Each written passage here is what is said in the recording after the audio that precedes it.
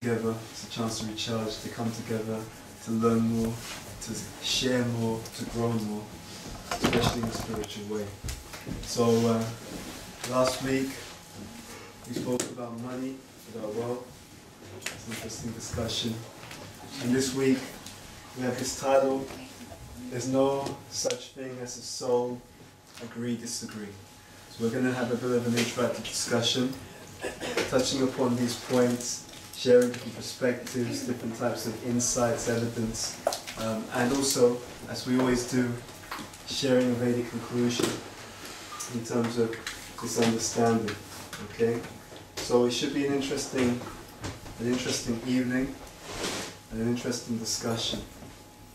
We wanted to begin with an icebreaker. Well, actually, I'll say a few words why we're doing this. One of the most powerful things about an individual is their identity, their sense of identity. And how we define ourselves, how we understand ourselves, it really does shape so much about our journey, the way we interact, our relationships, how we speak, how we think, how we react. So it's a very interesting subject to explore. And as we explore this, what we hope to provide you with are a few things. One, we want to give you more of a global or three-dimensional perspective on these issues of identity. We want to talk a little bit about qualities or attributes, right? And we want to talk about how the change in status or identity that people may go through, how it can affect them, how it can change them, how it can move them, or us, let's say. And we also want to bring in more of a spiritual Vedic perspective from the Vedic literature such as Bhagavad Gita and so on, along with even external scientific evidence which which may suggest that there's more to our identity than immediately meets the eye. Okay? Now what we want to do to begin with is, as always, have an icebreaker. First of all, I'm going to get the stickers. You said the stickers were here? Yeah, just there, that real. Oh, this is, yeah. I was looking at Okay, anyway, so what I'm going to do is ask you to take one. Does anyone have pen and paper first of all, or pens? Yeah? Just take one, pass them on. Okay, what I'm going to ask you to do, normally with the name badges you write your name, but you shouldn't write your name on this, not straight away. Okay? This one we're going to do it slightly differently. Okay. We're going to write one word in big words, in big letters, one in small, okay? Now, in the big letters, the primary thing that you write on your label should be something that you feel, or that others have said to you, is a defining quality about you, okay? So for some people, their defining quality may be that they're straightforward. For another person, their defining quality may be that they're compassionate. For another person, their defining quality may be that they're helpful. Okay? Whatever it is, whatever you can think of, either something you've heard or something that you genuinely feel yourself. Okay? And it's not about being falsely humble or whatever, but a defining quality, we'd like you to write that down. Okay? In big letters so it can be seen. And underneath that, in small letters, write your name. Okay, so let's just let you do that for a few moments. If you need to think about it, you have a few moments. It can be either you or the others have suggested about you, but that you agree with. Okay? And then you're going to put on you're going to wear it. So, yeah. Okay. Yeah? Think about it carefully. Honestly, a defining quality that either you have seen yourself or that others have indicated about you that you agree with, that you accept. And it should be positive. Okay? It should be positive. Okay, so just give you a few moments to do that. A defining quality about you that other people have either addressed or indicated, or that you accept or see within yourself. A defining quality, write that down in big letters. Please.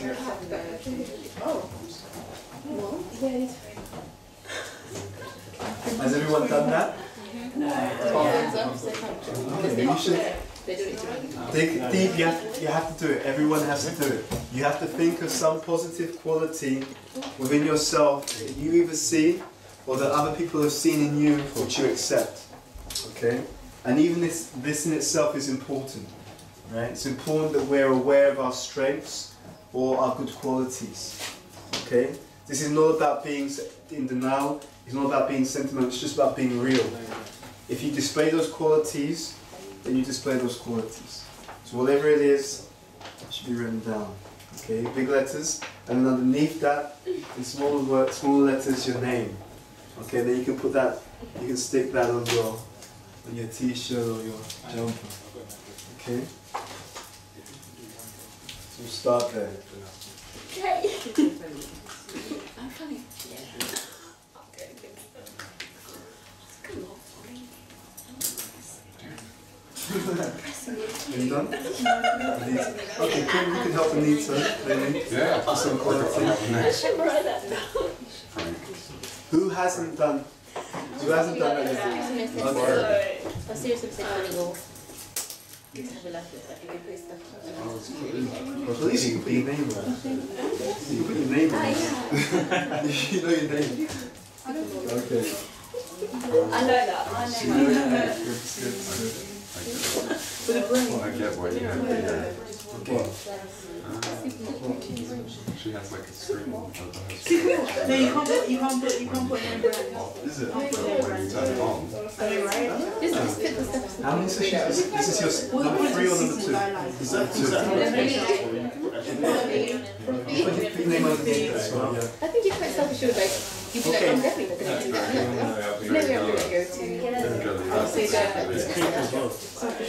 Okay, so is it just the two of you who haven't done that yet? It's okay. If you could put that something down, they need a hand, you can give them a hand. Not true. Hey everybody, I'm just trying to think, I didn't think so. I didn't think I just reflect on it for a minute. I don't know, there are quite a few. I actually agree with reflecting. That's pretty Who's yet to do it? Okay, that's great. I think so. You got something? Okay, What did you got? I think it's because I wanted to reflect on what it is. Okay, so there's another part. There's another part to the exercise. So do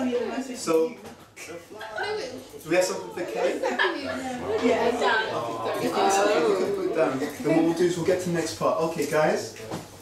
The next thing I want to do is I'm going to get you guys to share certain perspectives. Meaning this. You're going to, for each of you, what you're going to do is you're going to share with another person how you perceive, the qualities that you perceive them to have, at least one, okay? So they have their own, something that they've heard, okay?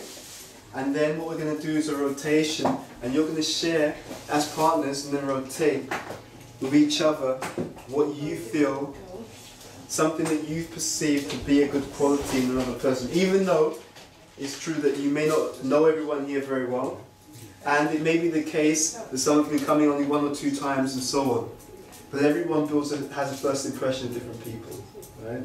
And everyone has a perception of different people, okay? So what we're going to do in a moment is we're going to do this pairing up. You're going to hear from each person, then rotate, as we did before. Just take a few minutes, right? So we'll be in pairs, share, and then rotate. And you're going to hear from quite a few people, not everyone, how they perceive you in terms of what particular quality stands out. And they can't say the quality you have on your badge.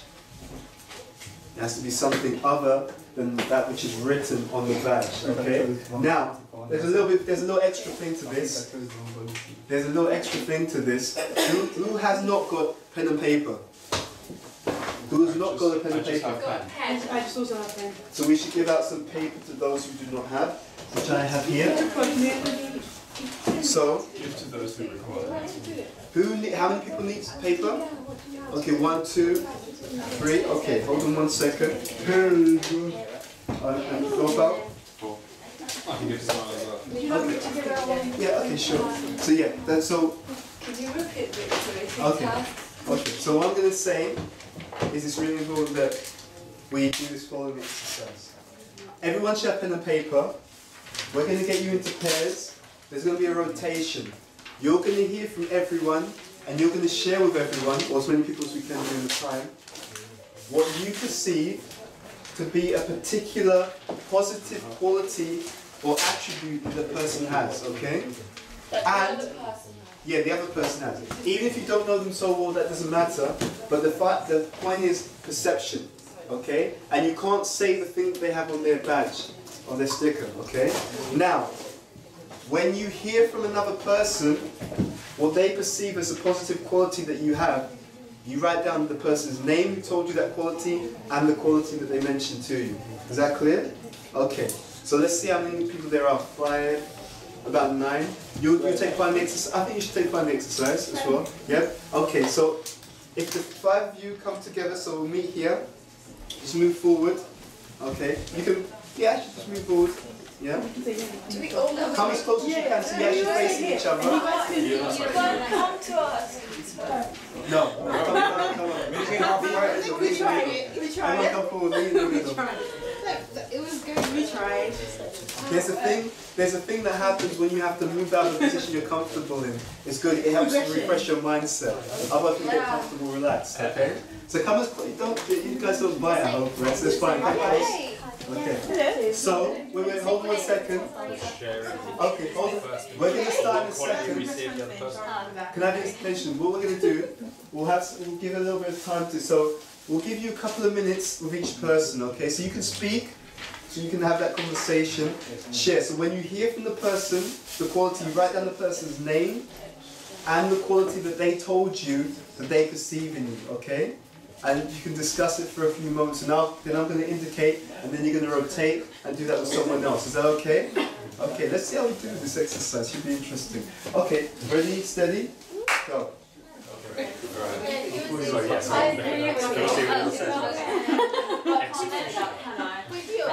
As in you execute things well?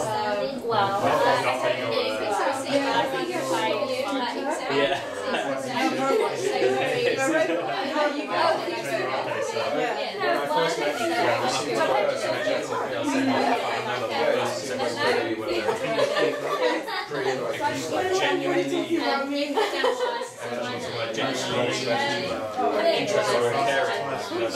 Very apparent. There was no tinge of kind of what I get from this person kind of thing. It was more if you want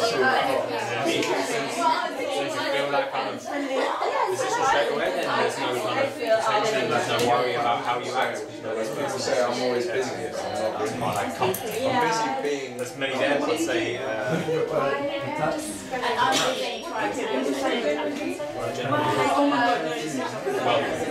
Really well.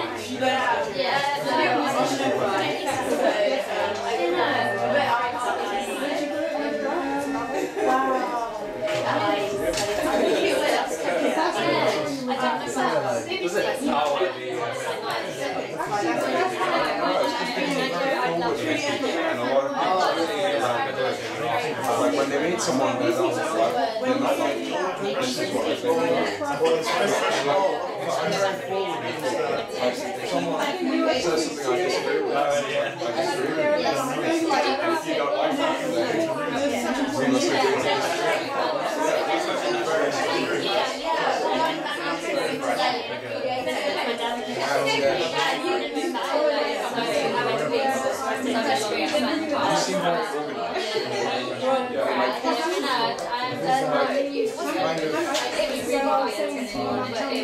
organized. Not like the German organized. You know what I mean? You kind of know what you want. You have a head. What country?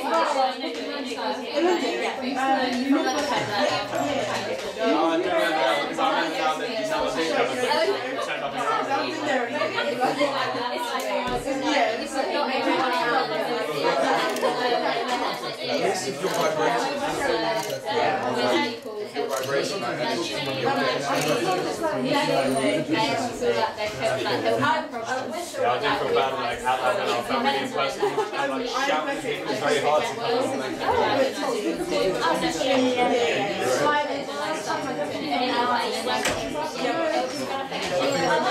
It just goes with autistic. I picked up recently how it makes colours. Purple's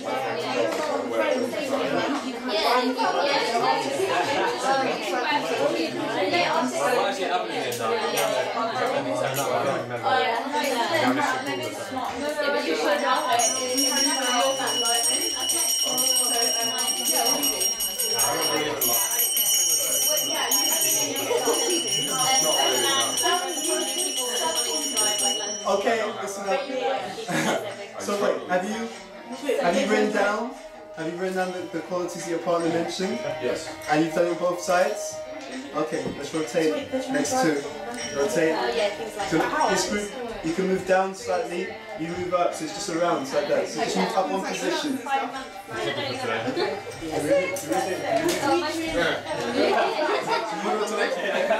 It goes down one.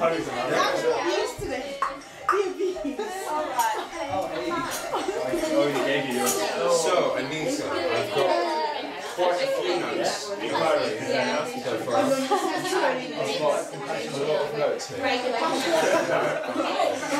You seem very, like, when I first met you, you seemed very, kind of, you had a purpose.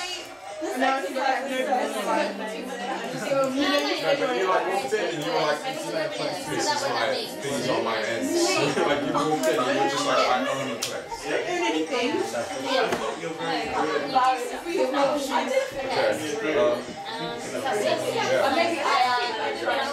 Like you were very like, very stable. When you walked in, you weren't like freaking out. When you first walked in, a couple of months ago, some people like, they walk in and their eyes are just like, eyes of a quarter pound. No, you walked in and you were just like, it was different, some people get in here and they're like, How you come across, yes or no? What this does also on a very subconscious level is it builds self-esteem. When you're able to express your own appreciation of others, your own self-esteem increases. Right?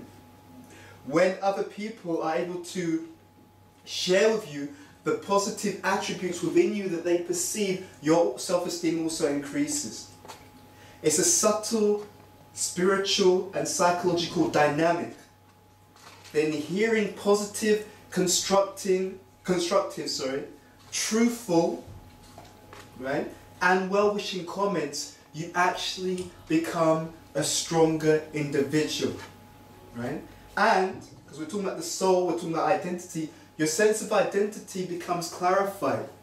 Not simply in terms of what you perceive in yourself, but your sense of identity, our sense of identity, is also sculptured, molded, shaped by how other people also perceive us.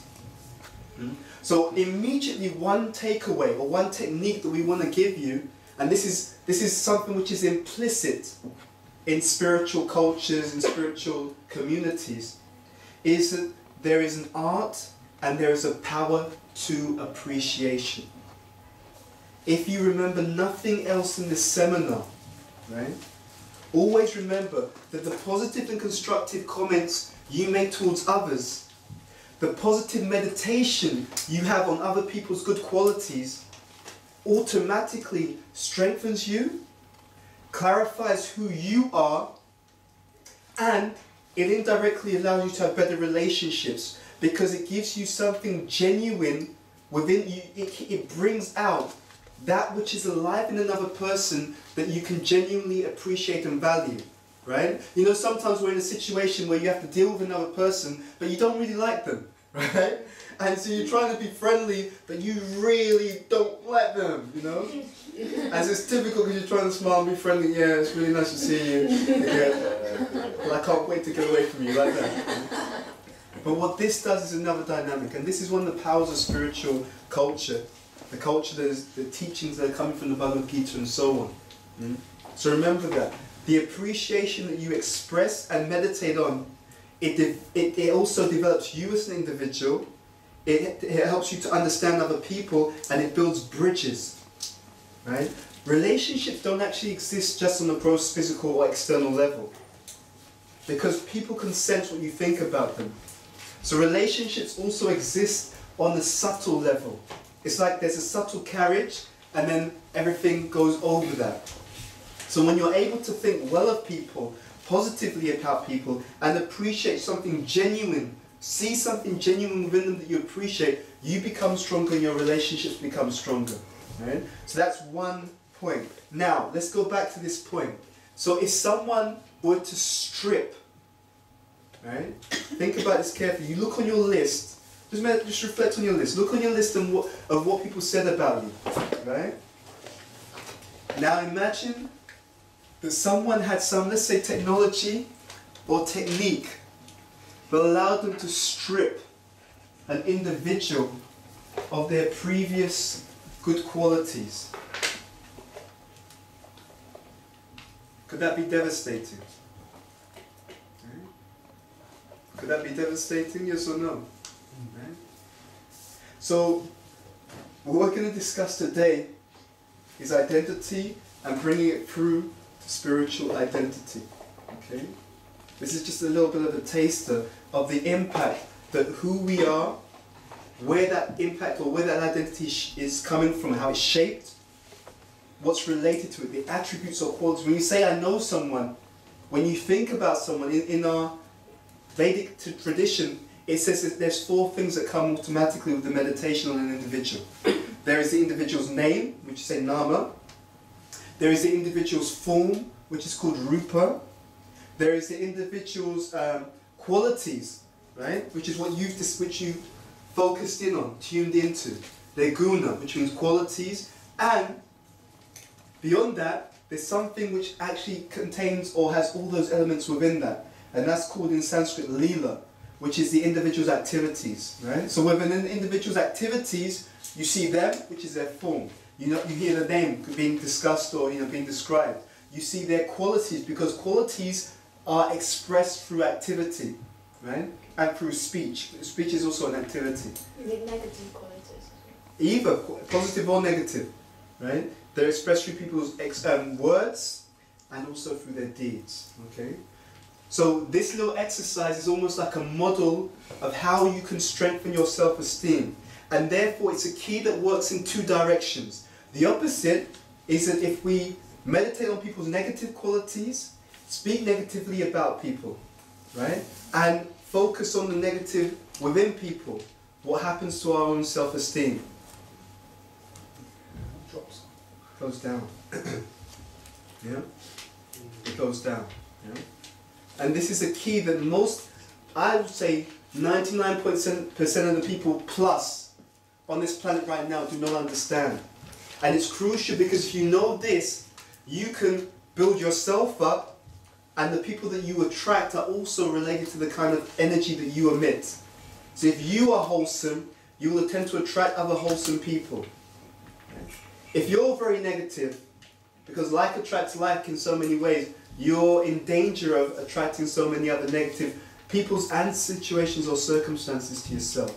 Right? So these are some metaphysical gifts that we're giving you in the first part of the seminar. Maybe you can go back to your places around the room, and we're going to get into the discussion. I want to ask you a question about certain people.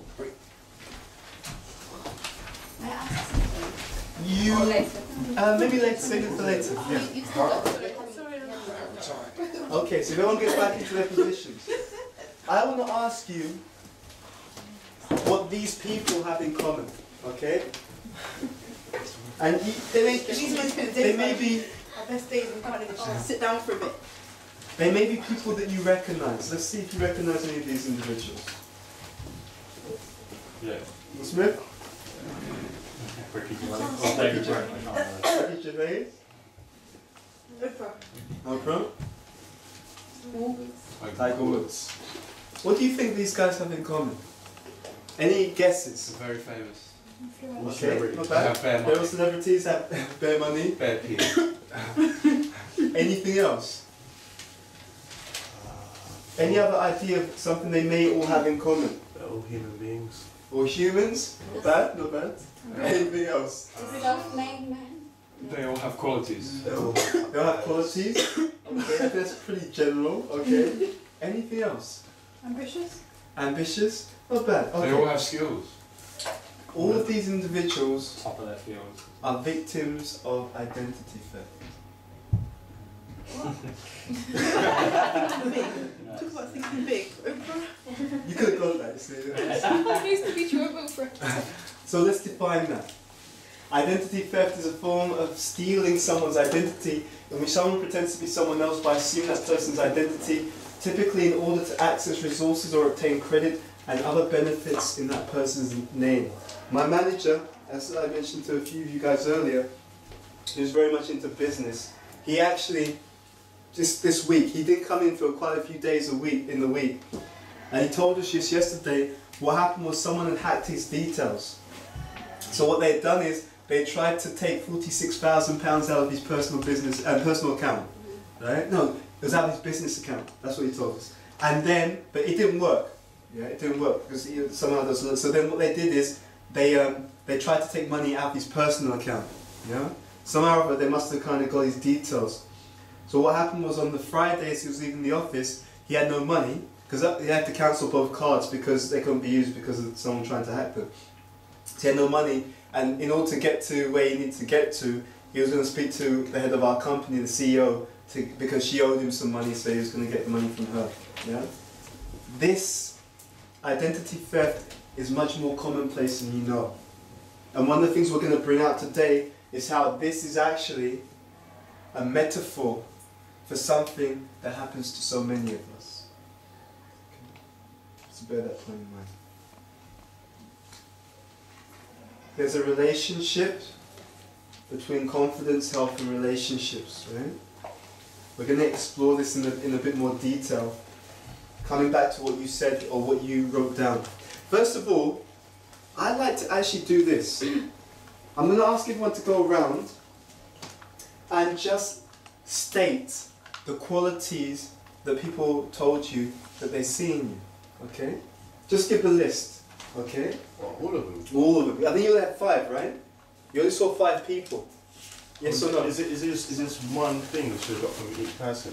What, did you get more than one thing? Yeah. I can see you guys were. I wonder what the hell is this guy talking about? What's keeping them so unjoking? So what you can do, give 5, okay?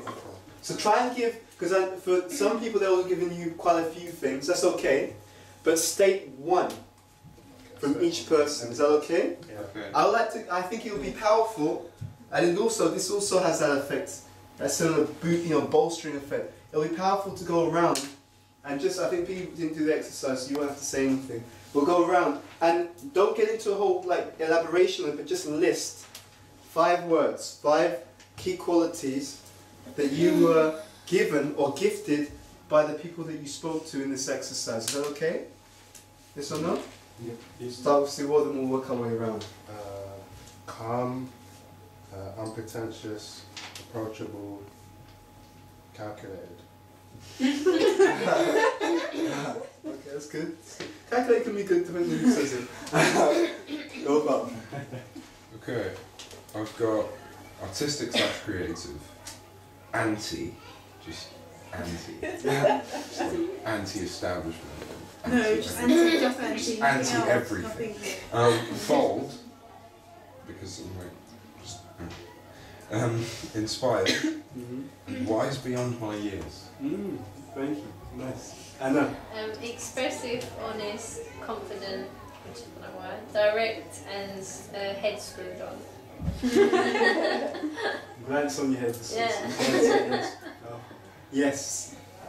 Jess. Yeah. Friendly, humbly interested, open, excellent listening skills, and like sweet. Sweet. Cool. Anthony. People focused, selfless, composed, trustworthy, humorous. Excellent. Kundalata. Genuinely welcoming, understanding, resourceful, reflective, open. Wonderful, thank you. Fun and composed, sense of humour, honest and warm. Nice. Okay. I have open-minded, agreeable, shining, shade through it, and genuinely. So what was the last two? Yeah, I didn't catch it. Yeah. We kind of got. So, let's rewind that one. Anissa, do you want to explain that one? Yeah. So can you give the list again? Open-minded, agreeable, shining, shade through, and genuinely. No, wait. What's up the Chinese? I'm totally joking. I'm totally joking. Shade through it. I think it's like. What does that mean, Kay? She's What's the word? Okay, we won't have it in English. So, what's the translation? What's the word? The verb is to throw shade. Shade through it. Yeah, it's a slang term. Shade thrower. Shade, it means to throw shade. It means, shade means like, it's a slang word for, what's it mean? Kind of humorous, humorous teasing. Ah. Yeah. Okay, so we've broadened our English vocabulary today. That's good, that's good. So elaborate. It's not English. It's throwing shade. English. It's Twitter English. It's good. Yeah, I think that's good. Was that everything on the list? Yeah, and genuinely welcoming. Genuinely welcome. Okay, wonderful. That's it. Energetic, organised, which I was surprised. Compassionate, sweet. I was surprised. Warm, expressive. Yeah, I think that's it. What am I going to say? That's fun, that's fun. That's good. Nico. Ego. So what was the first one? Ego. Ego. Oh, okay. It's an ego. Okay, ego, yes.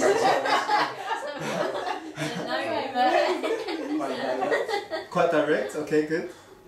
Composed. Laid back. Okay, wonderful. Yeah. So let's carry on this theme, right? So someone can strip someone of their qualities, how do they feel? Right? So we touched on that.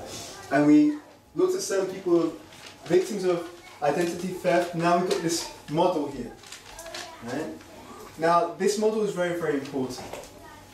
What we're going to do in a moment is we're going to look at a specific question. And this is all coming to the point of looking at identity and also the soul as our spiritual identity. In a moment we're going to get into groups, and we'll have 3 groups. One group will have 4 people, the rest of it will have 3 people. And what you're going to do is we're going to look at how stripping someone of their good qualities could affect these 3 things. Okay? Could affect their confidence, their relationships, and their health. Okay? And like I said before, everything we're discussing up until a certain point is in some way metaphorical and analogous. I'm going to explain analogy as we come towards the end, okay? But this presentation has value for you on many different levels. Many different levels. Today we're speaking about identity in terms of spiritual identity, right? Who we are, whether we're the body or not. We're going to talk about manipulation, right? And how different identities or different ways of defining ourselves affects us. We're going to deal with underlying assumptions that we may have in life, right? Or people have, let's say. And we're dealing with self-esteem. And all these things are being interwoven into this discussion, okay? Because when we talk about the effects, we want to also bear in mind, what does this mean for me as an individual, okay? And as we said before, a major key is that what we say and what we see within another person is automatically building ourselves up as well, or bringing ourselves down, breaking down our own internal resources, our own inner strength and our own inner power. You know? So I'll say very directly, one thing to take away from this is be very careful how you communicate with other people, and be very careful what you meditate upon within another individual. When we took a group of, a few of us to India, there was one speaker called Mahatma, and he spoke about it because he does a forgiveness seminar. And he was saying that when you meditate on the bad qualities of another person, remember that we were discussing that, by meditating on that person's bad qualities, what do you think happens? For those who didn't here, that seminar, what do you think happens? By meditating on another person's bad qualities, what do you think happens? You enhance those qualities. Within yourself. Yes. Within myself. Yes. You'll see more in them, but also through meditation, you'll bring out those bad qualities within yourself. There's a difference between meditating on another person's bad qualities and acknowledging that they're there. Right? So we may recognize that, but that's one thing. But when we feed it with our emotions and negativity, that's different.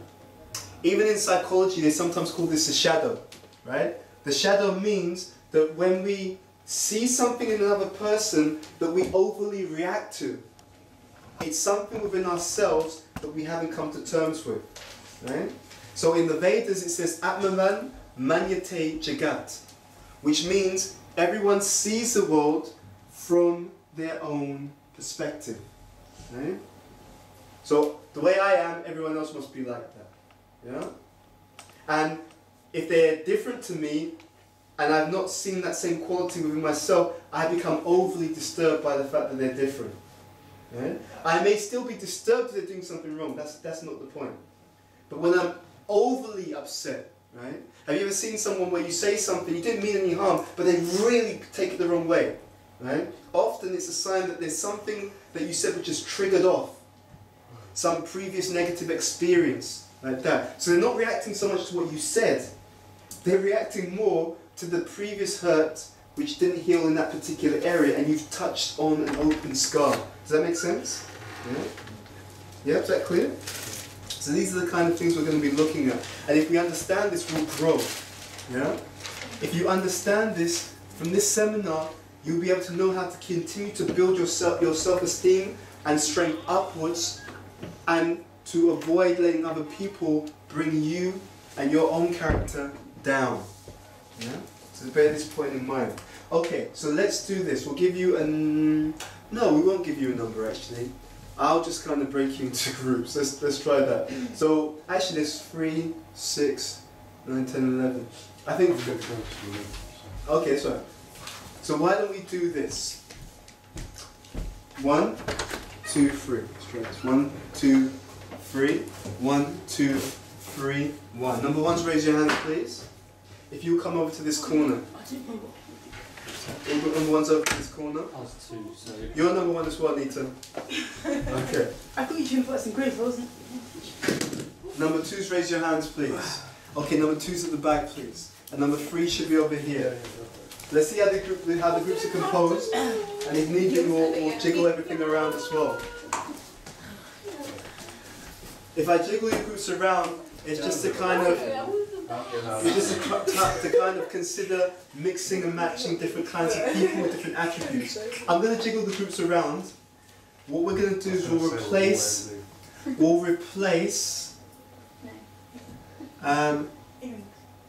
Gopal's in our group, by the way. yeah, you have Gopal in your group. That's actually okay. We'll replace Jess with B. Let's do that. Yeah. Let's replace Jess with B. Hello. And then Gopal, yeah, will be in your group. I think that's a good idea. Okay, so I'm going to give you, I'm going to put, let's say, I'll place a flip chart piece of paper in the same areas of the room that you guys are in. I'm just going to find some clear paper. I hope. Sounds very artistic.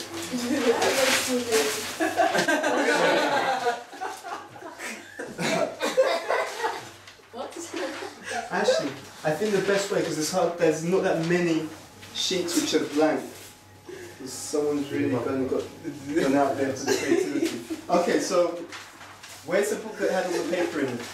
I think just cut them through, but Just rip it? I mean, maybe easy because you make it more space as you do like that. Yeah, you get the lines. Yeah, you get the lines. Okay, so if we have 3 sheets, please. That's fantastic. Okay, so group number 1, group number 2, group number 3. Group number 1, if you write as a heading to your piece of paper, confidence. Group number 2, write as a heading to your piece of paper, relationships. Group number 3, write as a heading, health, please. Yeah? So, the idea you have a pen? No, The idea mine isn't. is that you're gonna. I get that all the time as well. The idea is that.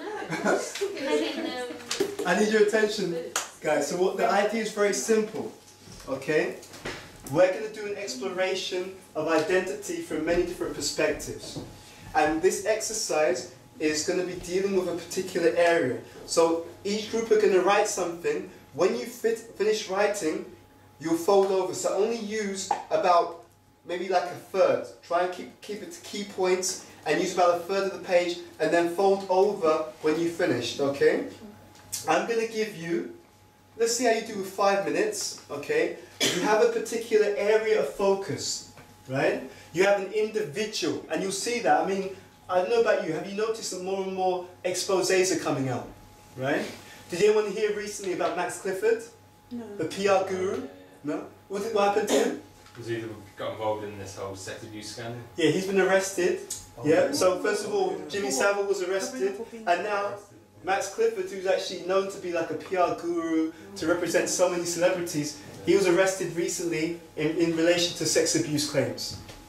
I think in the 70s. Now he denies it, so we don't know whether he's guilty or not. I'm just giving us an example. So there are more and more exposés. Now this is analogous to what's going on in the outside world, right? Imagine you have this status, right? Your qualities are like a status. You have this status. You're seen in this way. Suddenly tomorrow, it's gone, right? Or they're ripped away, right? So this is what you're looking at. This is what we are looking at. What happens when that identity, when the things you identify with, the qualities you identify with in this case, they're stripped away. So, someone whose qualities, or whose, let's say, reputation, qualities, these are all analogous. They're stripped away. You look at how will it affect their confidence, right? You're going to look at how will it affect their relationships. You're going to look at how it could affect their health. We'll do that for 5 minutes, then the groups will rotate. The papers will stay there, and the groups will move around and do a different and look at a different dynamic. Does that make sense? 5 minutes starting from now. You got a notes for? I think it can even make you more confident. Your doctor You have nothing to cling to. You have nothing to protect. You don't have qualities to protect, you know. Yeah, so you're kind of less fear. Yeah, you got less fear, you know. Yeah. You're letting go of your real self.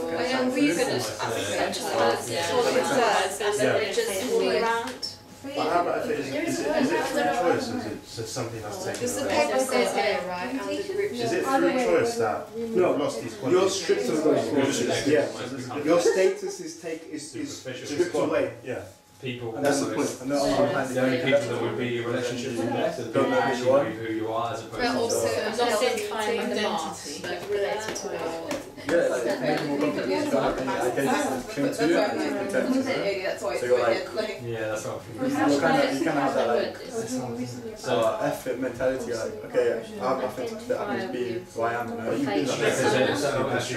Yeah, exactly. There's a difference. You've been stripped of your qualities, you know. It doesn't matter if it's good or bad. But this means that you're letting go of who you thought you were, so then potentially something else will come through, and you're more confident because you don't have that fear of doing it, because you know deep down that this sense of identity isn't going to last forever, and you know deep down that. But if that's your real, if you really thought that was you, that's like your identity, and someone's stripped you, and you weren't actually this person, I agree with you. I think it could be quite, there'll be a lot of fear, I think there'll be a lot of fear first, but then when you overcome that fear,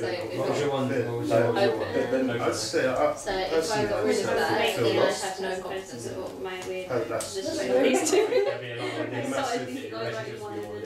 Low self-esteem.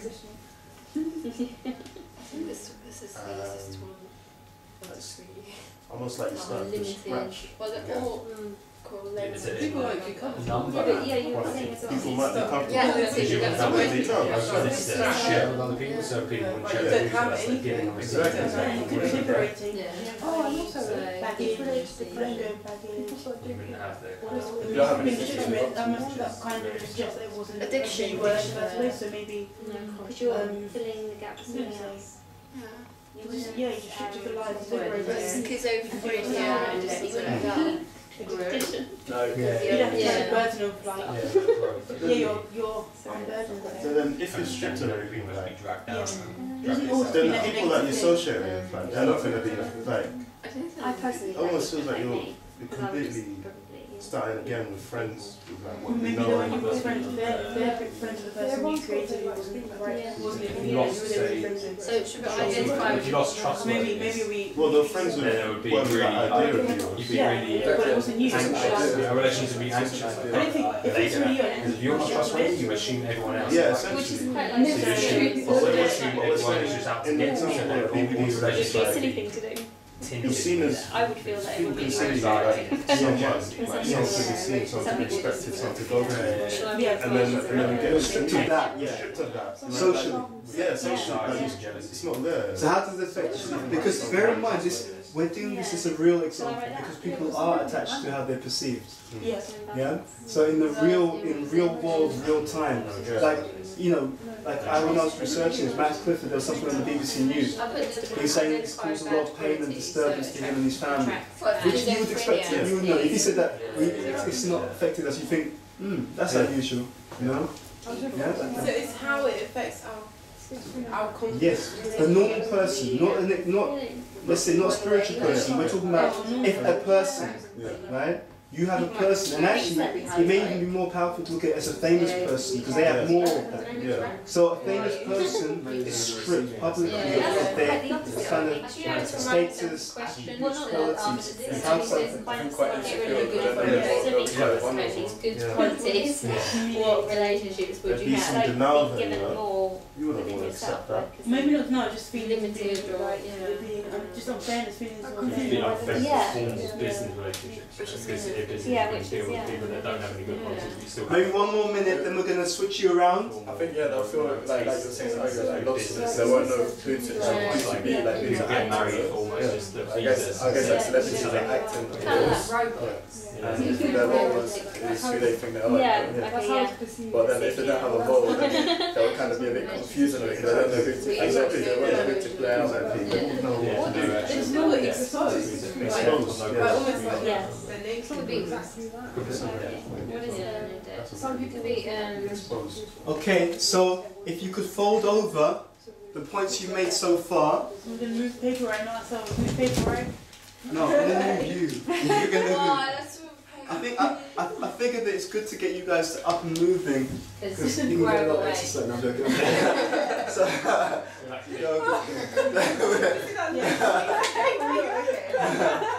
but leave the paper there. No, but leave the paper there. But what I'd like you to, before you move, again at the foot of the page, write the subject. So relationships at the bottom. No, at the foot of the page, right at the bottom, and then health. Just that whichever groups come again, they can see very clearly what that is. Okay, and then rotation, you go around in a clockwise direction, but question first. So we're not supposed to look at what Don't look what the other person's written. Well, why do we have to move? Why can't we just sort of take? Because what happens is, to be honest, no, it's a good question, but I'll tell you, because if you get to move, it actually keeps you guys very, very active and focused. Yeah, I said it before, yeah.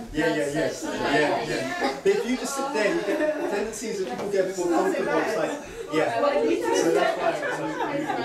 I wonder what that is. You were here, right? So you have to okay, 5 minutes starting from now. Make someone else right now. This is a little far. You're right. So if you don't have the ability to share, keep what we call keep all of these others Hey guys. We're looking at the concept that you took all of these good qualities away from the first. You took all the good qualities and now listed how would this affect your A relationships? We've just done that, and then B your health. So you look to the aspect of like, so if you took away this quality of trust, you'd automatically see everyone else as having being untrustworthy as well. Your relationships will be based on like anxiety, jealousy, like what they're going to achieve from the Because like when you love someone, you love their qualities.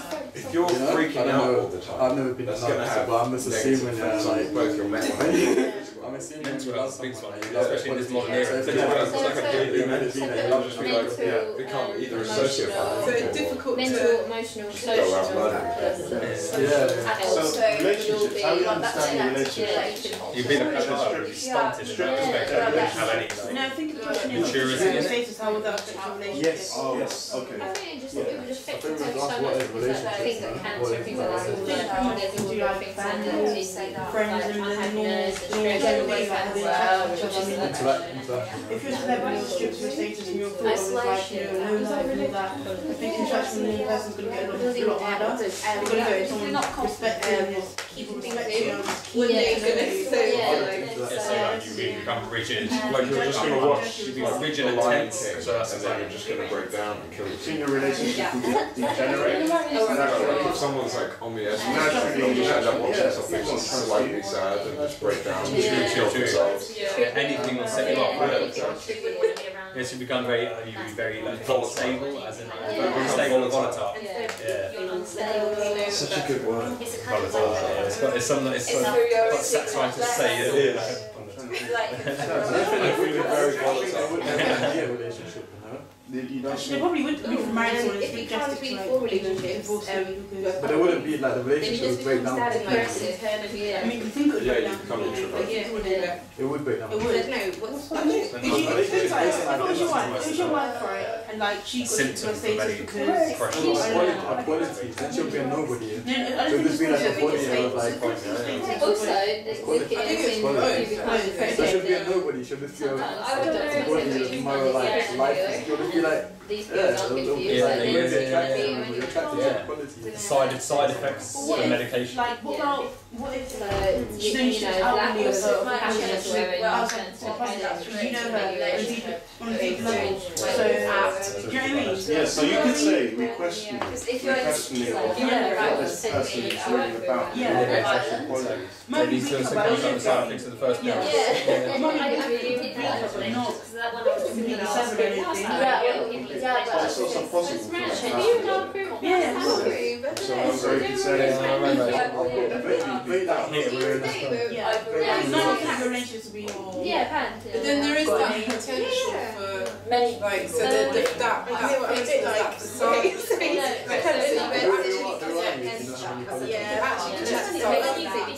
on a real level, it can make your relationship even more honest and true. Pure emptiness and nothing. There's no sense of identity. There'll be no identity. There's no quality. Qualities are acceptable. Like when you have identity, you have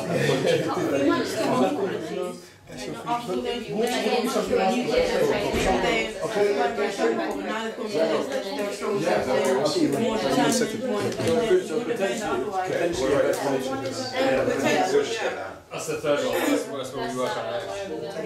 It's like relationships, health, and I mean, what you're saying, I think we can ascertain your identity is that part of you. You can't necessarily just have Either that or you're back something back in like a secret sense, in like a it may strengthen really person. It's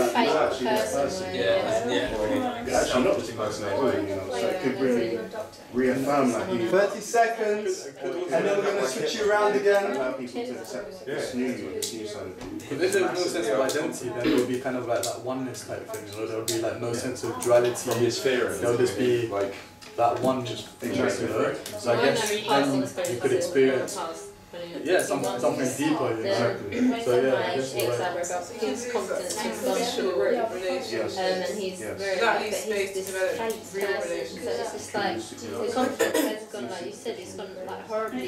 How long can it last? It's just like a rocket. You will eventually run out when you do that. Okay. Again, if you fold over what you've written, please, so that it can't be seen by the next group.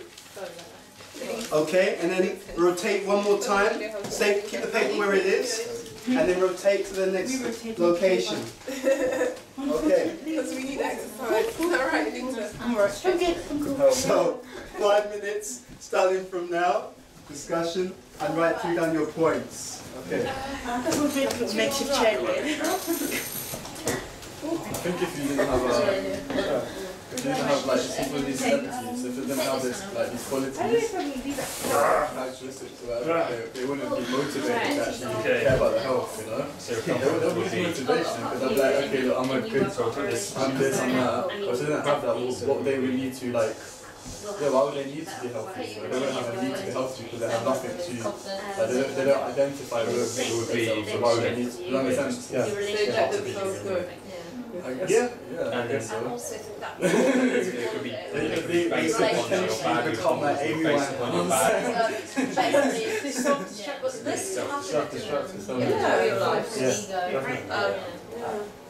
Well, I guess all of us we're here could kind of stream knowledge about ourselves, but like sociopaths.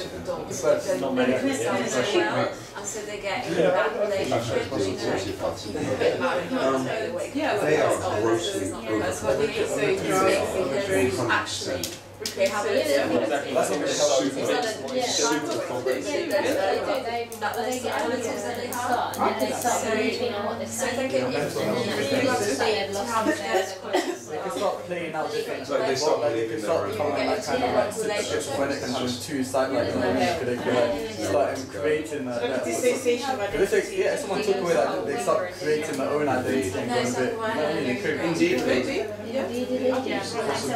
Possibility of them creating their own personality and becoming basically they begin to believe that they are. I don't know. Can you clarify? Yeah. Was that? I don't know. Oh, okay. Was it also do you think it's a relationship? It could be mental and physical. Maybe anyone think because suppose when you're eating maybe anything that's a threat to the world, you were just having hanging out with people. They can't handle something that threatens their confidence because it's so very well, so you fall away the crowd. They'll be very but if they see someone else with another outfit or in the bar, I think they're sort of like I was just saying about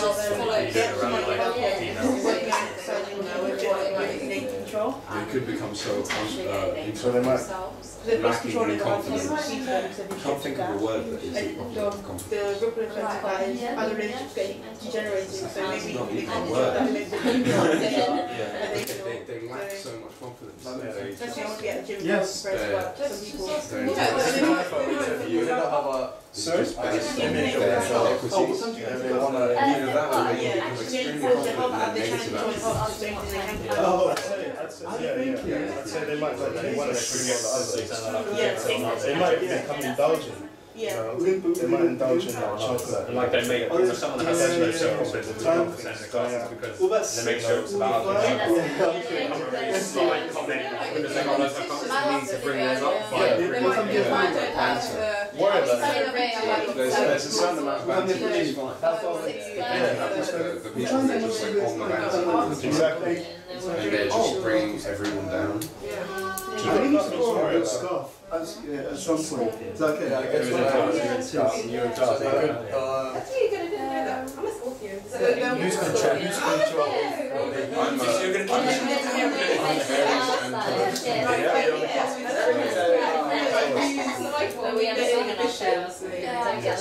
they're a really good mix though. Because they're like, Aries is like energetic, Taurus is like stubborn, like Aries is 30 seconds. stubborn. Emotionally.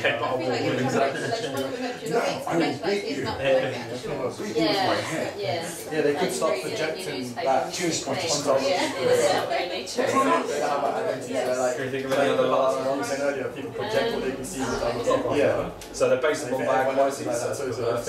So if they didn't have confident in themselves negatively, they begin to believe that they are all knowing. I think that's They very become true. divided, Emotionally numb, I challenged. think that's such a powerful thing. Precarious. Okay, so I need you to do me a favour. Okay, now I need you to do me a favour. What I'd like you to do, open the sheet up, look at everything that's been written, and highlight the key points. You don't have to mention everything, but each group will feedback on one area. Look at everything that's written, right? And highlight the key points, yeah? Maybe like 5 max key points that you're going to share for the particular area that you're residing over now. So one group will share for confidence, one group will share for relationships, one group will share for health, okay? And focus on the key areas that you have written down, okay? So maybe highlight those. We're going to go around and we're going to hear from each other as to your analysis of the effects of being stripped of one's status or identity. Right? And in this sense, we're talking about in the general sense, we're saying identity here means the qualities or attributes that you're associated with. Okay? Right? Especially in this analogy or this exercise around famous people, for example. Has everyone done that? Okay. So let's start with this group. If we have a spokesperson for this group, nice clear voice. It's got to be concise, because we have a few more things we want to get through in this session today. Okay? We want everyone to listen so we can learn from each other. And let's take it from the top. So maybe this group would go first. What's your field and what are the other main points? So we're looking at the effect on your confidence if you lost all of your good qualities. And so I'm just browsing through now some of the main ones that looks upon as this devastation and then isolation would pervade your character, as in your self-esteem would be based upon all of your negative, your bad qualities, so therefore may create almost a perverse form of confidence in and that is your negative qualities come to the fore.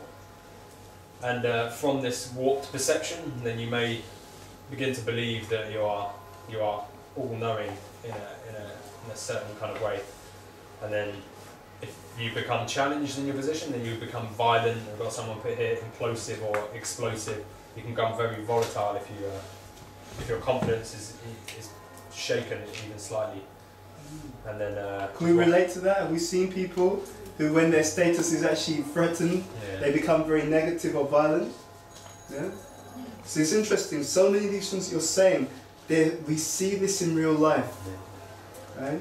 One of the things we want to bring out here is it's very, very important, to be genuine, to know yourself, and to be humble. Because then that protects you from any of these issues. Right? Very, very important. Yes? Just the last point, we just think it's quite a good analogy.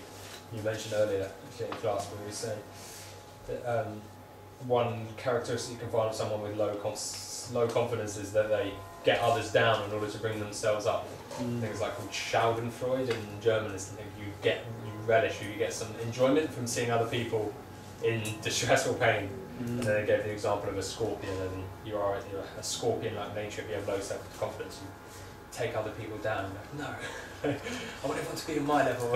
You can't tolerate if someone has really good confidence around you. Almost jealousy is just too much.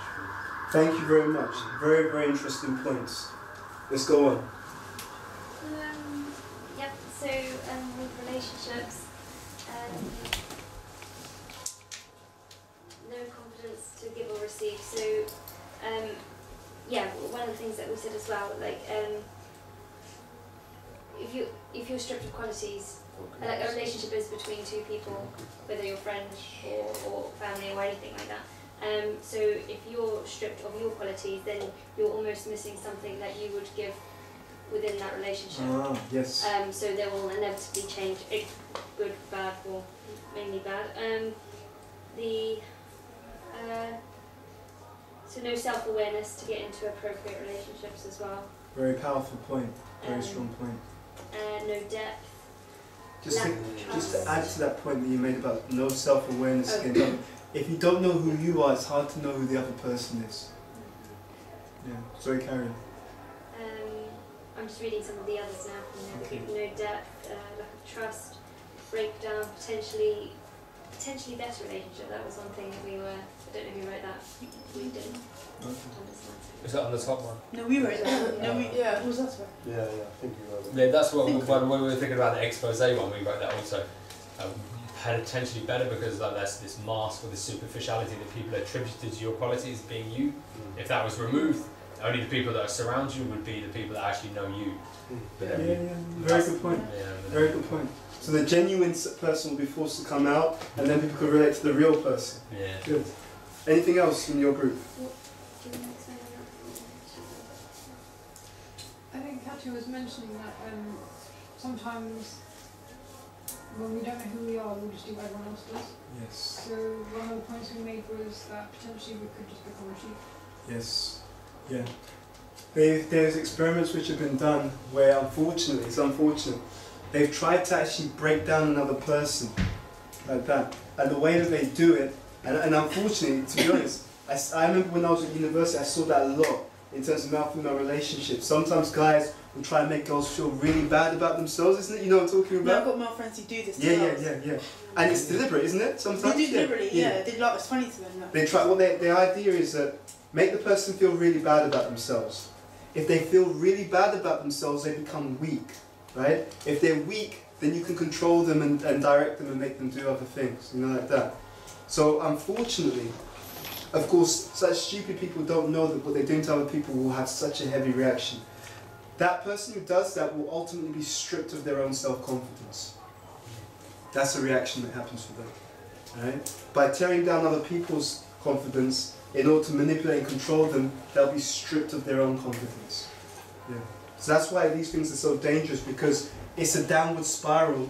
It's like a reaction to what you've tried to do in another person. It will be exactly the thing that bears upon you. Yeah. Is there anything else you wanted to add? Okay, very important. Thank you for that. This group. Okay, so we had to do with health. And we came across several points, you know, like one of the main things being like you become self-destructive. I mean, the same with confidence issues, you become a bit unstable and a bit volatile, you know, a bit unstable essentially. And then we had this point of almost your health, you could get attached to the idea of like your health is the only thing that you've got left. So you could just pursue, you know, becoming extremely fit, or on the other hand, you can become very loose in the sense that people show me up to be this type of person, it doesn't matter anymore. In B was using an example of a politician, you know, they could just sort of get involved in drugs, alcohol. They can really go down. Yeah, just lose their inhibitions essentially. Another point that was raised was you could become emotionally numb, which is like, which is very true. You can just become like, you know, what am I supposed to be doing here, sort of thing. And this idea of like just starting from scratch. I think another thing that was raised was creating another persona. So because it's a material thing anyway, or it might have been a superficial thing anyway. It's like, okay, I've lost my image. Let me get a new image for myself. I think you've seen that. Katie Price, for instance, like, you know, she attached with the whole supermodel, like, whatever, like how she looked physically, and then they want to become like people that are really good Samaritans, for instance, you know, and they go do stuff for charity. That doesn't work out, and then they want to become a singer, for instance. So like, you know, like just temporary attachments to other things. So there's a lot of Thank you. So these are three crucial things to understand here. Again, this is very practical. We keep our own strength by helping other people to build their strength. First point. Second, our identity, it plays out through our field of confidence, through our relationships, and through our health. Yeah?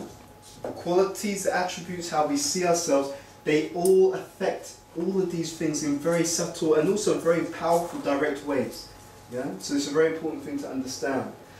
And just to back up this point, we've seen many people who in the public eye have had their identity stripped. Remember that? Yeah. Britney Spears, and she went through a mental health issue like that. She shaved all her hair off, right? One example. Remember Whitney? Yeah. Right?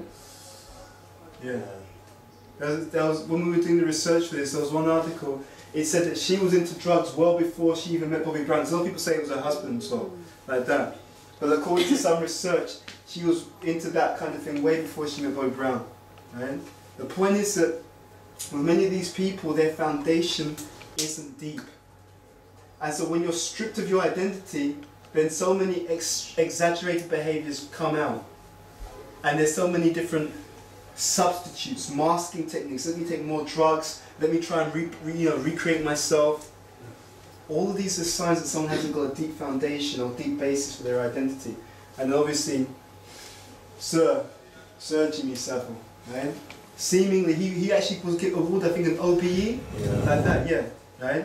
And then, having passed away, I think there have been over 200 cases of sexual abuse attributed to him. Over 200, right? I remember seeing something on the news. One lady was saying that, you know, in the industry, it was a kind of like gossip that he's like that. But no one had any, like, no one went forward with anything firm. But in public, obviously he was famous, but in the industry there were always like claims that he's like this, he's like that. And not, we're talking about underage children, right? Child sexual abuse, right? So it's something to bear in mind. I want to show you this. This is actually... Some of you remember this. We're thinking like a good analogy that kind of gets true. So this film, it came out, it was I think in the 80s. This is a film called Trading Places, right? Anyone seen the film before? No. Yes. Okay. You'll get a gist of what's actually happened through the clip, and then I'll expand on it, because this is actually what, bear in mind, everything we're saying has direct relevance to us, our identity, and the whole idea of a spiritual journey. I'll just play the clip, and then just listen to what happens in the dialogue, and then you'll see it, you'll naturally understand what we're talking about, and we'll elaborate on this. Maybe let's switch the light off, please.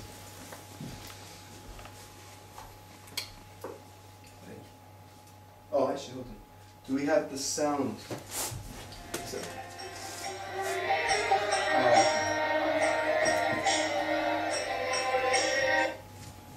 let's go back.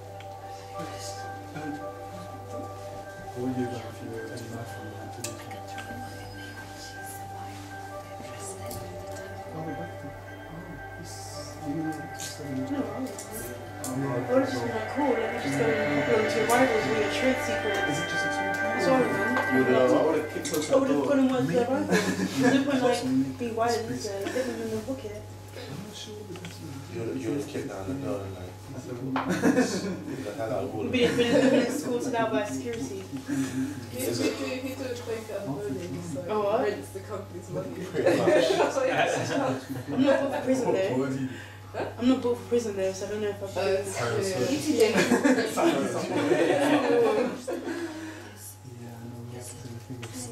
No, I probably wouldn't deck all of them, to be honest. Yeah, me too. I probably wouldn't do it, but I feel like doing that. I wouldn't even wait seriously. They didn't mention I was at my country. What a brown company is. What their trade secrets. Oh, I thought you said hop along to the rifle. No, to their rifle. Oh my god. Yeah, to their rifles. With their trade secrets. And run them Instagram. No, I'm just saying, that's what I would personally do. Like, you know. It's not that serious. It's not like, you know, you're not your family or anything. It's people you work with. Yeah, someone's like manipulating you to use your position, and then you find out that they've just been doing it. It's never that serious. So, Violent. just to give you a context to this film. So basically, this person is named Valentine, and he's actually he's like basically on the streets, basically. And then what happens is those two executives, those two older guys, they have a $1 bet. They're trying to work out, do people become successful because of the environment, or is it in their genes to become successful? To test the bet, there's an executive trader who's extremely successful called Mortimer, and they frame him and have him thrown in prison. And they take a homeless person, Valentine, and they put him in a very rich situation and train him up. And so the idea is that they made him successful because you put anyone in the environment, they'll come up. And that's what they were doing at the end, they're just paying that $1 bet. Now, the reason why we showed this is because there's an analogy here. Everything we've been doing is building on an analogy, right? The idea is actually that we are, in one sense, like that character. We've traded places, right? According to the Vedas, we have a higher status, a natural higher status, and we've taken a lower status. Before we go into what that means specifically, we'll talk about this. External versus internal environment. I touched upon this earlier. The idea is that what we think about ourselves is a lot to do with the ideas we've accepted. So we've been in an environment we've taken in, what we've internalized. Through reading spiritual literature, through associating with spiritual people, we're able to change the internal environment. Right? This is a key point in the Bhagavad Gita. The mind can be either the best friend or the worst enemy. You can choose how you make your mind, and therefore you can choose what kind of person you want to be, but it requires desire and discipline. Right? We can make a commitment that we're not going to speak negatively, meditate negatively, and in that way we're going to speak positively and constructively, and in that way we'll become stronger and stronger and stronger. And some of you in this room may even notice that since you've been associating spiritually, you're a stronger person, right? You're a more detached person, and you're a person who values themselves more, isn't it? Has anyone ever found that to some extent? Yeah? It's very, very powerful. That's what's going on. Yeah? Let's move on quickly. Key point I want to make. So, have you seen this statement before? Woman without man, comma, is nothing, right? Actually, when I saw this statement, it was on Facebook. It had no punctuation. So the words were, woman without man is nothing. And the reason why I'm bringing this out is because it's a related point. The meaning is based upon the context, right? So, in this situation, the context is you put the comma here, the full stop there. So it comes across that women without men, they're nothing, they have no value. Now let's look at an alternative way of looking at it. Have you seen that? Woman, colon, without, comma, man is nothing. Same words, different context. Right? So depending on the context, your mind is like a context. It creates a certain environment. Your thinking is a context. And based upon that, you and how you identify yourself, who you think you are, the potential that you think you have, it's defined in a certain context. Through spiritual literature, we can choose, we can create an ultimate context, a perfect context, a real context, okay? And when it's real, real means that no matter what happens externally, you won't be thrown. That's a key point.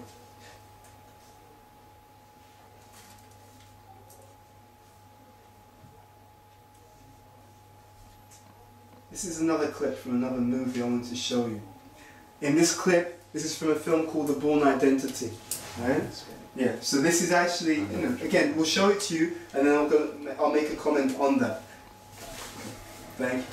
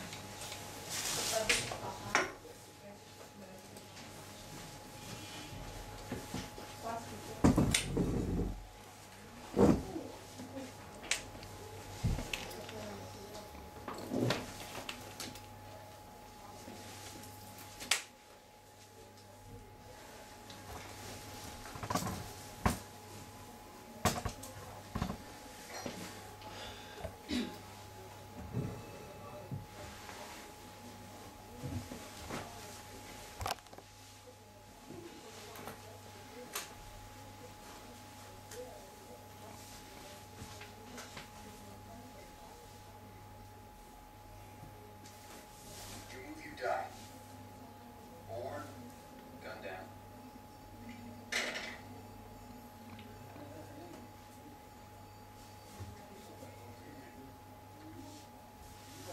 Okay, so what do you want?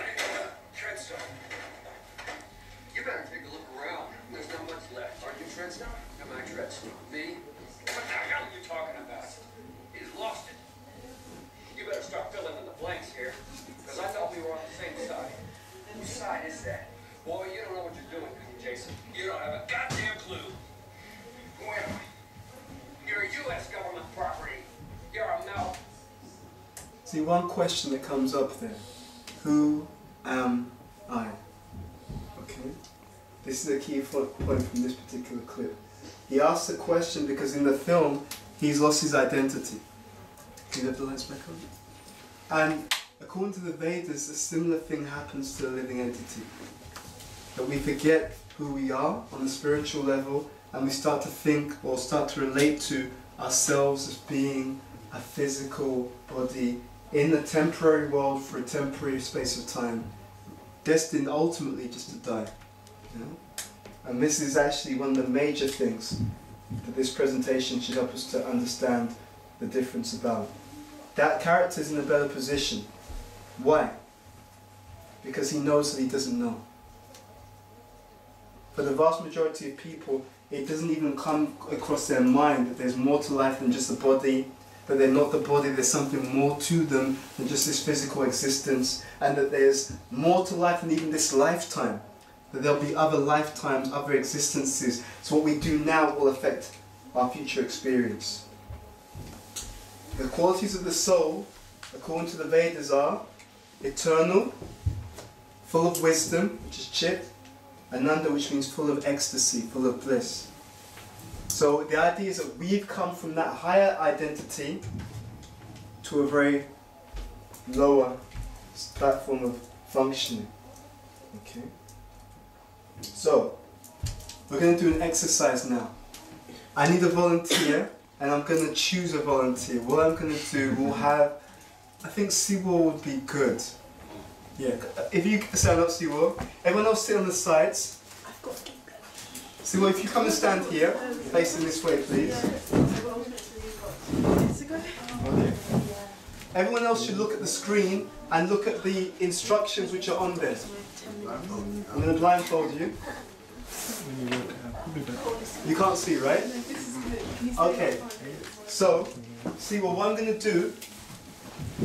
I'm going to put some keys, or rather, let's put it another way.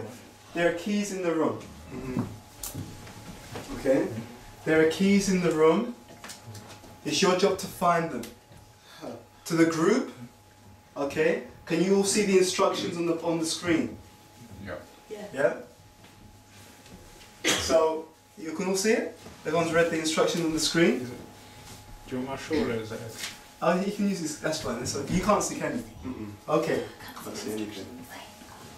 I'm actually going to only do one thing. I'm going to take one thing off. That first rule, we're going to change. You can help him, okay? You can give him help even if without him asking for it. But all the other rules, they stand. Does that make sense? Yeah? So you can help him if you want to, right? See what? It's your job, and you're going to get help from the audience. They should help you. It's your job to locate those keys, okay?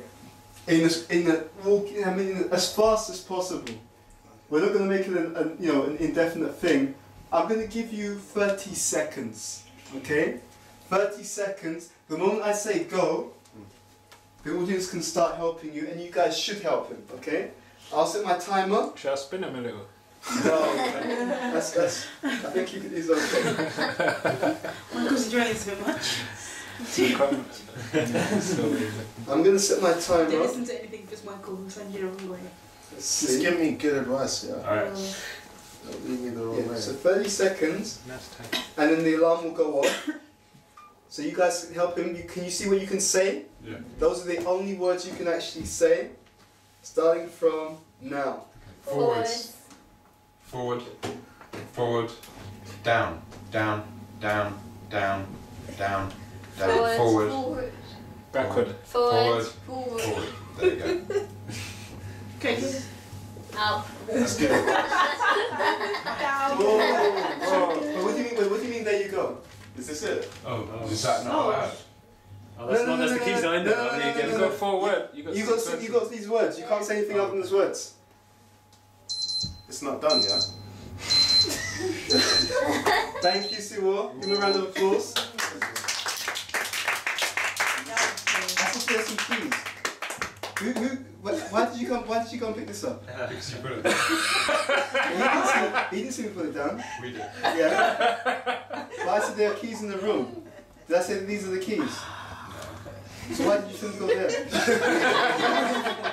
It looked like those were the keys, man. It's all your fault. It's all my fault. Take a seat, Siwo. Moral of the story, don't listen to go. See, this is very, very interesting. It seems like a very straightforward thing that happened, but this is analogous, okay? This is very analogous, actually, right?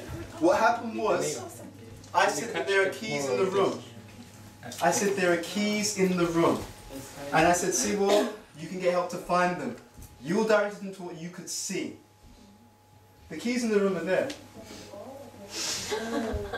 Those are the keys in the room, right? Those are the keys in the room. And actually, that slide came up before I blindfolded you. Right? So, subconsciously. When he was looking for keys, the assumption was the keys are the physical keys, right? So he used a sense of touch to find something that he assumed was physical. Does that make sense? Yeah. We have the same issue. We make the same mistake. For example, when people talk about the universe, we assume that the universe is material and it's physical, right? So then what's the method that we use to explore the universe? We use physical methods, right? Technologies. But who told you that the universe is completely material? Is that a fact or is that an assumption? It's an assumption. And then having assumed that, you're using a physical process to examine something that you've assumed is physical. And is that physical process going to show you anything other than physical reality? No. The fact that they're searching for antimatter in the universe, which is essentially not physical, but they're still using physical means to find it. It's like, how are you going to do that? So therefore science is biased. That's just logic.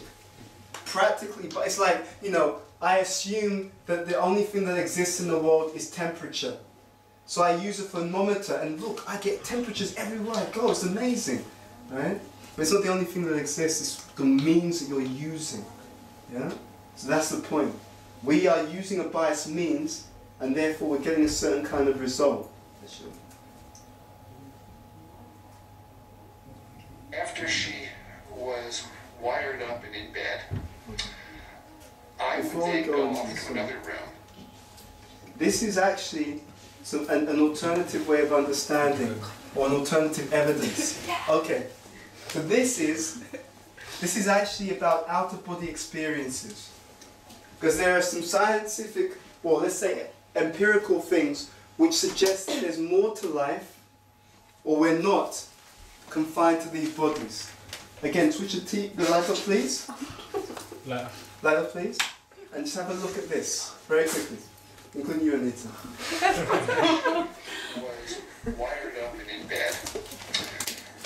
I would then go off to another room, use a random number table to get a 5-digit random number, which I'd write on a piece of paper and slip it in a opaque folder. And then I'd come in and put it up on a shelf near the ceiling, a flat shelf. So the number was not visible to anyone down in the room, much less on the bed, but if you happened to be viewing the room from near the ceiling, you could clearly read the number. And I put a clock near the number also.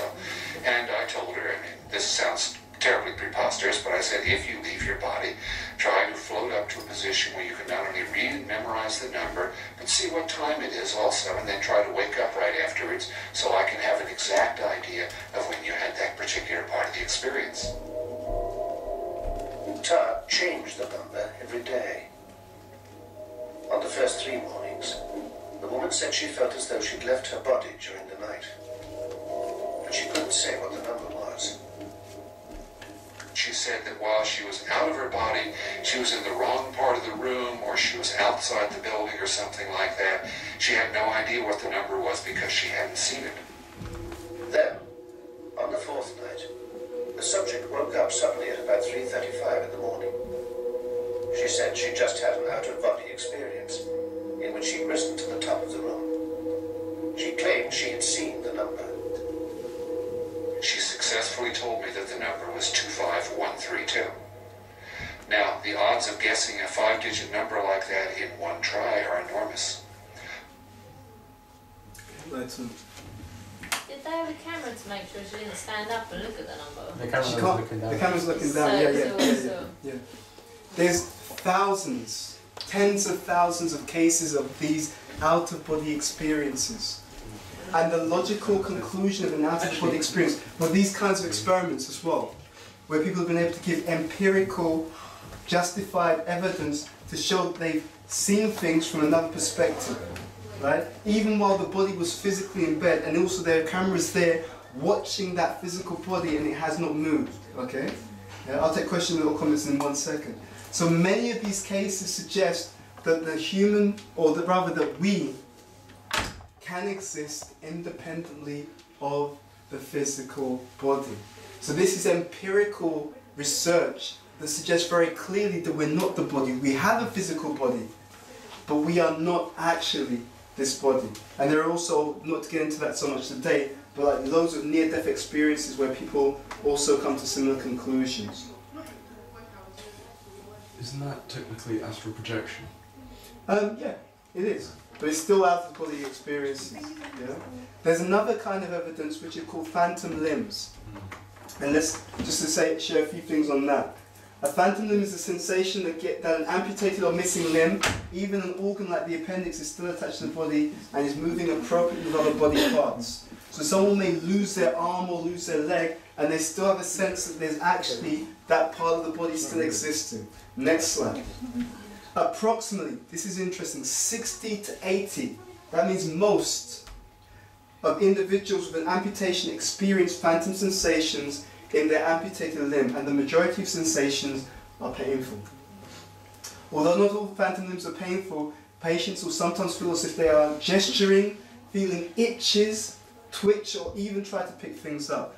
This suggests something that's also in the Bhagavad Gita, which says that we have a gross physical body, but there's also a subtle body, which the physical body is shaped around. And beyond that, within that subtle body, or rather, you have the soul, covered by the subtle body and covered by the gross physical body. All of these things are strong, empirical, consistent evidence to show that we are not this physical body. So, how come we don't have this kind of knowledge that's already available? This is due to what's called the knowledge filter. It is not the case that all information is equally respected. And there are many institutions and organizations that benefit from encouraging people to think that you are the body. Because there's an ideology and there's a way of life that goes along with that. If I think I'm the body, then it's like now, Christmas, right? Christmas is probably the most materialistic time of the year, right? You want to get more drunk? Wait for Christmas, right? You want to go and buy more? I mean, have you noticed that Christmas begins early every year, right? Around mid-October, Christmas, the Christmas decorations are going out in the shops. Because their idea is, if we give that whole Christmas feel, we can encourage people, it's Christmas, you should go and buy something, right? Yeah, it used to be it's Christmas, you should think about God. Now it's Christmas, go out and buy something. So there are different factors at play to kind of minimize or not even discuss certain types of knowledge. And maximize other types of knowledge which give the wrong impression. This is called the knowledge filter. And this also plays out in archaeological evidence which goes against Darwin's theory. That's another presentation. Okay, we're almost at the end of our presentation. Implications of being just a body. So equality, right? People say, well, I believe in equality, but there is no empirical evidence and there's no empirical experiment that you can do that shows that you and other people are equal materially or physically. In terms of physical body, someone's stronger than another person. Someone has a greater pain threshold than another person. Someone is more intelligent than another person materially. Right?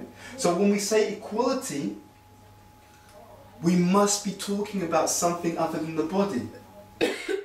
So anyone who says, I believe in the equality of human beings on this planet, that's a spiritual concept. Because factually speaking, no one is equal materially. Everyone materially has differences. Right? You have your 100-meter sprint runner. Not everyone can run that fast, even if they do the same amount of exercise and working out. So if we say that there is equality, we're saying that there is something beyond the body which is actually equal. So by definition, we're speaking about a spiritual concept. And also, if we're just a body, that just means that, is life worth living? You're just a bunch of chemicals, right? Your life is a bunch of chemicals interacting and moving around inside a bag of skin, right? And your emotions, when you feel grief because your mother has died, it's not real grief, it's just different chemicals moving through your brain and through your body, right? Intuitively, we don't really accept that this is true, yes? Wouldn't it be a metaphysical concept? What is the, like... Wouldn't what be a metaphysical concept? Equality, the example you used. That's what we said, yes. But why do you use spiritual? Like, what's the distinction between metaphysical and spiritual? It just means, I mean in this case, beyond the gross physical. Yeah? Here I mean beyond the gross physical. To take it to the point that it's actually spiritual, that's on the basis of Vedic knowledge. Yeah? But we can say empirically it must be beyond the gross physical. And actually, it must be beyond the subtle. If we're talking about the IQ, for example, which is intelligence and so on, yeah. So because then the intelligences aren't the same. So ultimately, if we're saying there's equality, it must be on the spiritual basis. Yeah? Next one. Implications of being more than the body is that there can be eternal existence and accountability. Do you know how many people right now are cursing someone like Jimmy Savile? And their idea is, it's a shame he got away with it. Because he's died, he's not here. If he was here, we could punish him for what he's done. Do you think he's got away with it? No. No. No way. In this Vedic framework, that same person who's abused so many other people is going to first of all suffer in a very negative way, then take birth in such a way that they are going to experience heavy, painful suffering and reactions to their behavior. And this is important to know because it helps us to understand there is an eternal justice system and there is accountability. Yeah? Karma just means really accountability. So again, Satchitananda, yes. You know, with reference to the Jimmy Savile case, you know, if he was to be born in the next life as in a form that was really he won't take birth as a human in his next life. For that kind of simple activity, you won't take a human birth again. Yeah, he'll take birth as in a lower species, and it'll take him many, many lifetimes before he gets a human birth again. Because of the sinful activity, because of abusing people like that. Okay. Oh, sorry. I was just going to ask wouldn't it be better if he had a memory, if in his next one he had a memory of his past misdeeds so that he could like learn the lesson more? See, what happens is, since you asked, according to the Vedic model, when one engages in sinful activity, there are different lower realms where they suffer. And the intensity of the suffering leaves an impression on the consciousness. Now, when the person takes a human birth again, eventually, they may inquire why they are in a suffering situation, and if they are sufficiently sincere and if it's good for their growth, they'll have recollection of what they've done in the previous life as well. So they have the access to understand that either through recollection or through spiritual knowledge. If I'm experiencing this, it means I must have done this, like that. So the opportunity will come, but at least the impression will be there that you should never do anything negative because of the suffering that they'll have had to endure. So in other words, the result is the same. There'll be a strong aversion to doing negative things because of the pain that they suffered through that negative activity. No? We're almost at the end.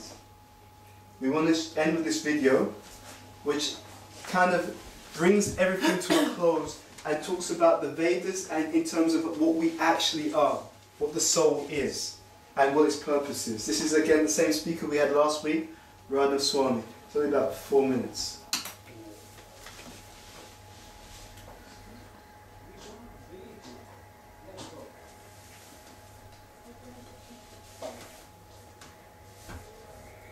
According to the Bhagavad Gita,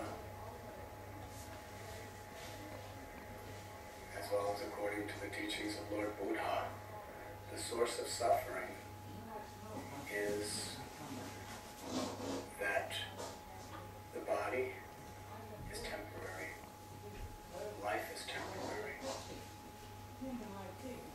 therefore everything is subjected to birth, ultimately old age, disease, and death.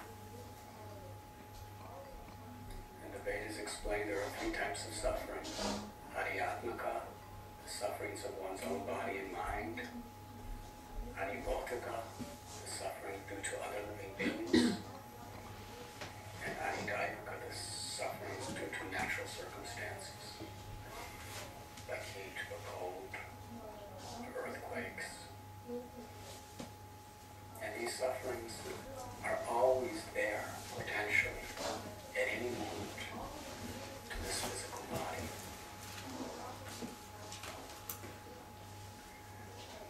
The soul, Gita explains, Nijayate Mriyate Makadachit, that the source of life within the body, the source of consciousness, is the Atma, or the soul. That soul is transcendental. In Sanskrit, Satchit Ananda. The soul is eternal, full of knowledge and full of bliss. That's who we are.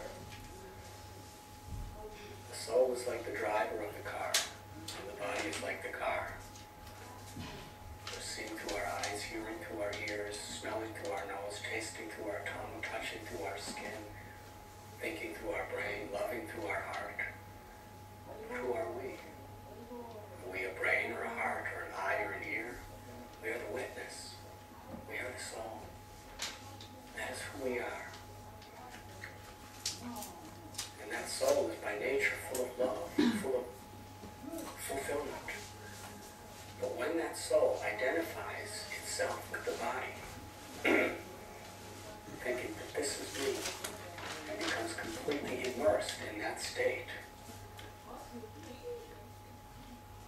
soul has to identify with all of the vulnerabilities and frailties of his body.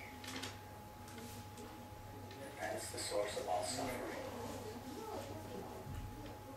But in many ways, the sufferings in this world are blessings because they help us to take very seriously, if we make that choice, to really understand what is deeper, what is higher than all these temporary pleasures and pains, honor and dishonor, happiness and distress, health and disease, success and failure, birth and death.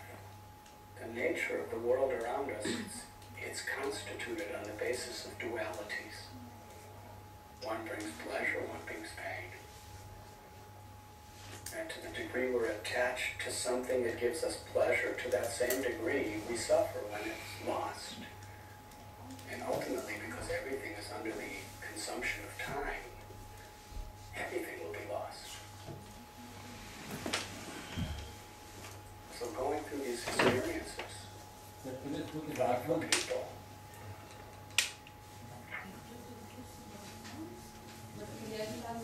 contemplate, is there something higher? Is there something deeper? Is there something more to life than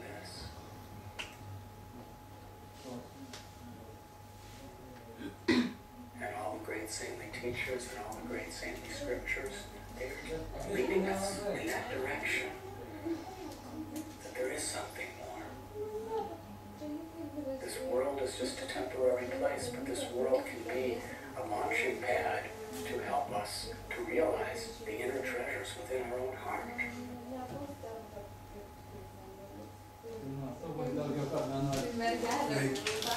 Like that last sentence, it could be a launching. That's a plug. So that's actually the presentation for today. So just to kind of summarize, actually let's do it like this. You should find someone that you haven't actually paired up with so far and just share with them something that stood out for you today from the presentation. So just go across the room to someone that you haven't spoken to, paired with so far. Yes? Ketan? We can definitely sit. Yeah. Yes. Well, we're going to have another cooking. So sit with someone you haven't spoken to so far, and if you could share with them three things really told what the change stood out for you, so I didn't really. I feel like 6 bars. I was really knowing what was going on.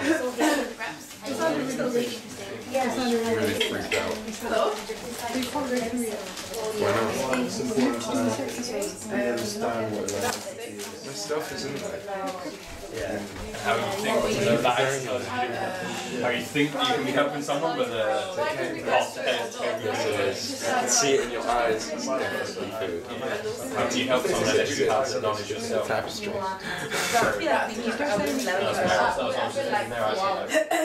Really want to become qualified. I'll pair up with you.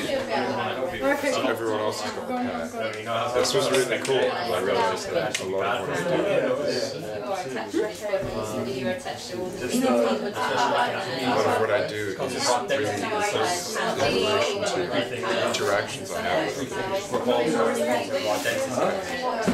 It's kind of just like going around in a circle, you know, like everyone just looks at different concepts around physical identity, like African identity, you know, maybe goes into a slightly abstract sense, but still taps on the body.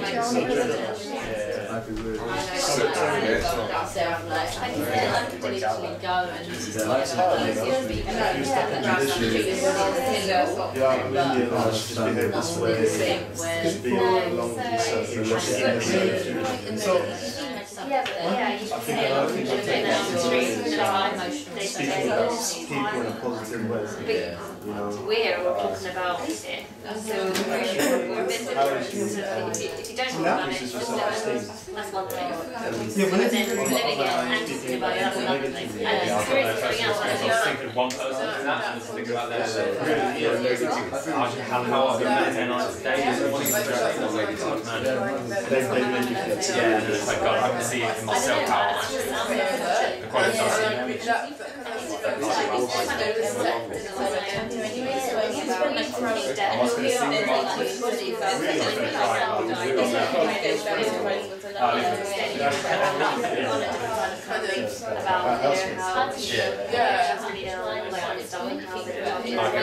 And now I just talking about the stuff they've done for me and stuff like that.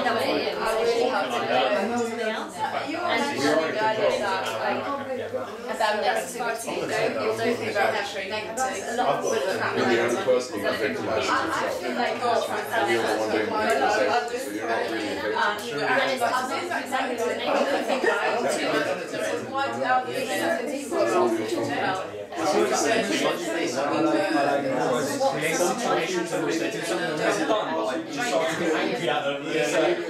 You've done it.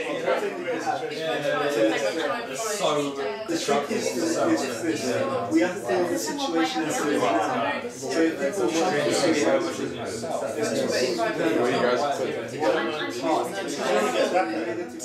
Michael's good. Did he also do that?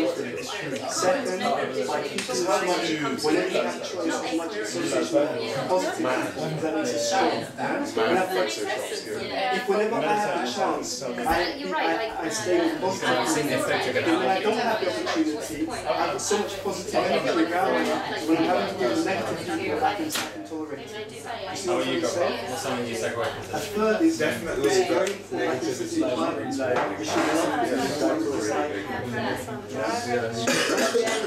Yeah, as long as you're free, it doesn't mean you should be foolish, doesn't mean you should stand for yourself, but internally, always have the best interest in people. When I find like I want to bitch about something, I just think back to when someone bitches in front of me, I'm like, oh, yeah. Just like, you don't want to be like that. Whenever someone starts bitching, listen to yourself. Are you any better than the person you're talking to? 30 seconds. Like, you want to do it in a nice way, so it's kind of like, almost like a person be like, usually give quality, and that person be like, yeah, I also do this, and then they're like, and then it automatically switches, and they start thinking about the qualities that are good, and then it's always like, slowly turns. Did you do that picture? That one, did you make it?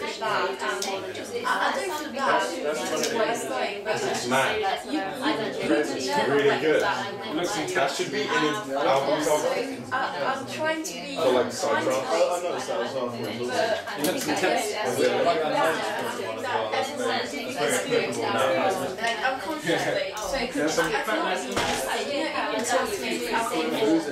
Do you even really go through and put these presentations together? No, I'm always willing to. I don't know, be there. There's a lot of different content, different material. Yeah, I think I'd like to definitely like, see if I can speak and have a with you. Make sure you're like supposed to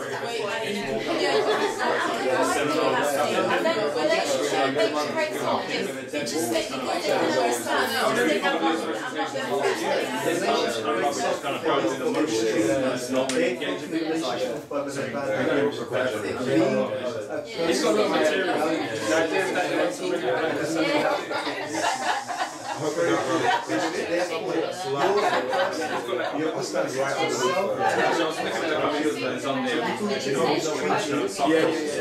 And that shows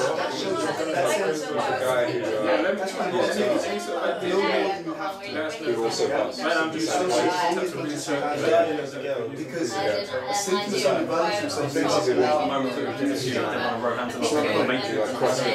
as someone values themselves, is they do not concrete and someone's life.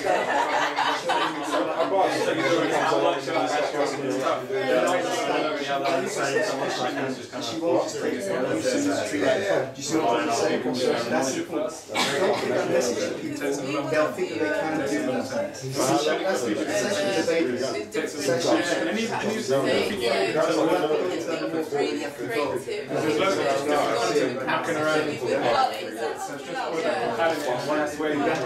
Presenting it according to the time place. Some that we have is it trial. That's going to be in a second. Can I have everyone's attention, please? I knew it was cake. It's someone's birthday. Wow. Who